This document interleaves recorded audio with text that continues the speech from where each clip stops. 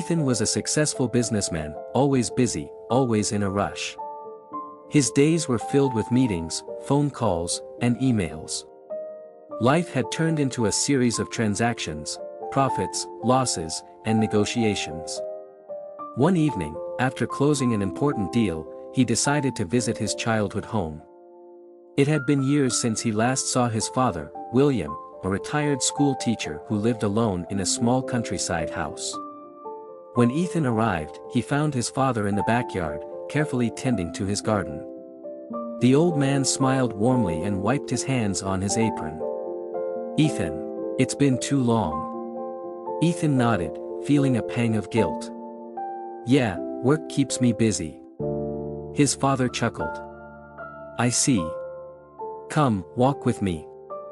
As they walked through the garden, Ethan noticed his father picking up fallen flowers and placing them in a basket. "What are you doing, Dad?" Ethan asked. His father smiled. "These flowers have fallen, but that doesn't mean they have no value. I collect them, dry them, and use them to make herbal tea." Ethan raised an eyebrow. "Why go through the trouble? You can just buy tea from the store." His father stopped and looked at him. "Everything in life has value, son. Even things we overlook." Ethan sighed. "Dad, not everything needs to have value. Sometimes, you just have to let things go." His father nodded thoughtfully. "Let's test that theory." He handed Ethan a small, fresh flower. "Hold this for me." Ethan took the flower, confused. "Okay, now what?" His father said, "Now, let's walk." As they continued through the garden, his father pointed out different plants, told stories of how he had grown each one, and spoke about the joy of patience. After about 15 minutes, Ethan's hand began to ache. The tiny flower had seemed weightless at first, but now, keeping his grip on it was strangely tiring. "Dad, why does this flower feel so heavy?" Ethan finally asked. His father smiled. "It's not the flower that's heavy, son. It's the time you've held on to it." Ethan stared at the flower in his palm. His father's words echoed in his mind.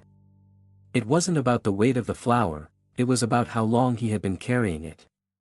For years, Ethan had held on to grievances, arguments, and business rivalries.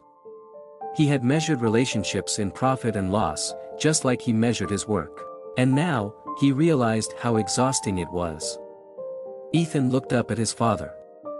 "Dad, I think I've been holding on to the wrong things." His father simply nodded. "Some things in life should be held on to with love.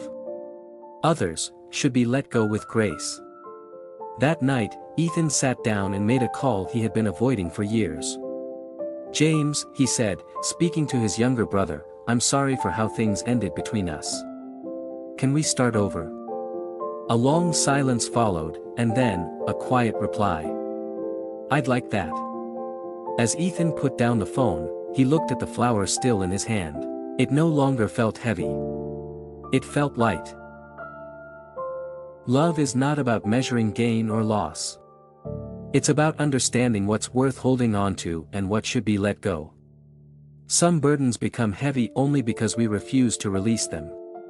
True happiness comes when we stop keeping score and start cherishing the people in our lives.